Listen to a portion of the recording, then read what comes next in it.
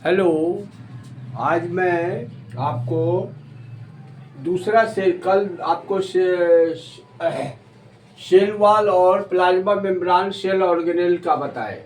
आज बताएंगे आपको साइटोप्लाज्म और इंडोप्लाज्मिक रेटिकुलम। तो साइटोप्लाज्म जो है प्लांट सेल और एनिमल सेल दोनों में मिलता है और इंडोप्लाज्मिक रेटिकुलम भी। तो साइटोप्लाज्म कहते किसको है? देखिए, एक जीव द्रव्य है, प्रोटोप्लाज्म होता है, और वह प्रोटोप्लाज्म यदि the portion of protoplasm which present between cell wall and nucleus, मतलब जीव द्रव्य का वह भाग जो कोशिका भित्ति और केंद्रक के बीच पाया जाता है उसको हम कहेंगे साइटोप्लाज्म। अब यही चीज न्यूक्लियस के अंदर मिलेगा तो इसका नाम न्यूक्लियोप्लाज्म हो जाएगा। यही चीज यदि वैक्यूल के अंदर मिलेगा तो इसका नाम टोनोप्लाज्म हो जाएगा।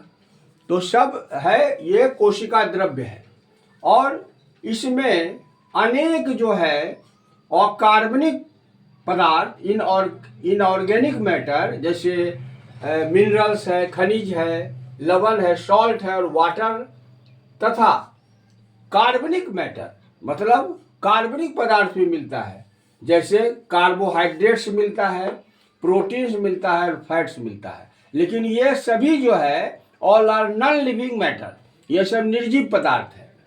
साइटोप्लाज्म में एक अति सूक्ष्म, साइटोप्लाज्म में बहुत ज़्यादा जो है गाढ़ा, कॉन्सेंट्रेट, ट्रांसलूसेंट और विस्कस चिपचिपा पदार्थ होता है, जो कि आपको ऐसा रचना जो है विस्कस होता है और इसमें अनेक संरचना रहती है जिसका फंक्शन अलग अलग होता है। इसी संरचना को हम लोग कोशिकांग कहते हैं, सेल ऑर्गेनेल कहते हैं। और यूकैरियोटिक सेल में सेल ऑर्गेनेल जो है झिल्लीदार होगा, मेम्ब्रेनस होगा, लेकिन प्रोकैरियोटिक सेल में इसमें झिल्ली नहीं होगा। और विभिन्न प्रकार के कोशिकांग इसी साइटोप्लाज्म में पाए जाते हैं। साइटोप्लाज्म में जितना जो आपको 12 गो बताए कोशिकांग सब इसी में मिलेगा। तो ये साइटोप्लाज्म हो गया। अब है इंडोप्लाज्मिक रेटिकुलम। इंडोप्लाज्मिक रेटिकुलम इसको शॉर्ट में ईआर कहते हैं। तो ये ईआर जो है दोनों में मिलेगा, प्लांट में और एनिमल सेल में मिलेगा, प्लांट और एनिमल सेल के साइटोप्लाज्म में मिलेगा। अति सूक्ष्म होगा, शाखित होगा, ब्रांड होगा, झिल्लीदार होगा, मेम्ब्रेनस और अनियमित नलिकाओं ट्यूब्यूल्स का बना होगा और घना जाल के समान ये रचना बनाता है। यह जिसको कि हम लोग ईआर कहते हैं, इंडोप्लाज्मिक रेटिकुलम कहते हैं। और यह it is made up of lipoprotein, यह लिपिड और प्रोटीन का बना होता है और अरेंज इन पैरेलल फॉर्म, और यह जो है समानांतर क्रम में झिल्ली के रूप में, नलिका के रूप में फैला रहता है। कहाँ से कहाँ तक है? It extends up to nuclear membrane to plasma membrane.